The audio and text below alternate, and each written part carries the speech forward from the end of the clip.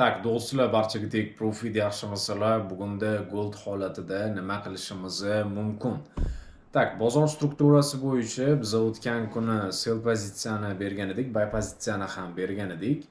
Tak, o'tgan kuni nechinchi son? 28-martga keladigan bo'lsak, 28-martda biz buy limit berganmiz 69-66 zonalaridan ko'rib turganinglardek. Va bugungi kungacha keladigan bo'lsak, hozir narx 3128 gacha chiqib berdi. Bu juda ham ajoyib tarzda. Endilikda goldda nima qilishimiz mumkin? Bu hammani qiziqtiradigan savol. Tak, bugun oy oxiri yopilishi, ya'ni men juma kuni o'zi oy yopilishi deb o'ylagan edim, lekin unaqa emas ekan. Tak, mana bu yerda nimadirlar bo'lib ketdi. How USD ga keladigan bo'lsak, mana bu yerda skitik taklif qilyapti. Tak, mayli, keyinroq sotib olamiz buni. Tak, gold holati bo'yicha nima qilishimiz mumkin? Tak, grafikka o'tib olamanmi? Grafikka o'tdim. Tak, xuddi kutgan narsam bo'lyapti. Hozirda bizda o'zi 14:45 larda sell bo'lishi kerak edi. London sessiyasini o'zida, ya'ni soat 18:00 gacha bizda vaqt bor. Endi bu qanchalik ishlashini bilmadim, lekin menga shunaqa ideya kelib qoldi. Bizda tak, paydeyu 180% bizda sell bo'lishi kerak bo'ladi. Buni vaqti qachongacha? Tak, 18:45 bilan 18:45 dan nega anaqa chizilmayapti bu?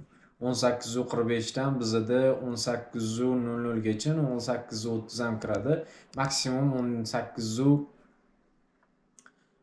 gacha bo'lgan vaqt kiradi. Bugungi kunda shunaqa yopilishi kerak bo'ladi. London sessiyasi red day bo'lishi kutilmoqda, meni analizlarim bo'yicha.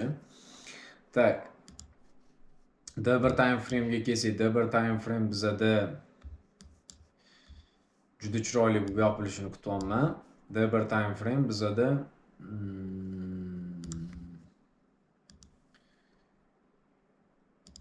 shunaqaroq bo'lib yopiladi. Shunaqa bo'lib yopilib, mana bunaqa holatda qizil bo'lib yopilishini kutyapman. Endi bu narsa fakt emas. Har doim aytadigan gapim, bugun общий счётda sell kutmoqdaman 28 lik zonasida.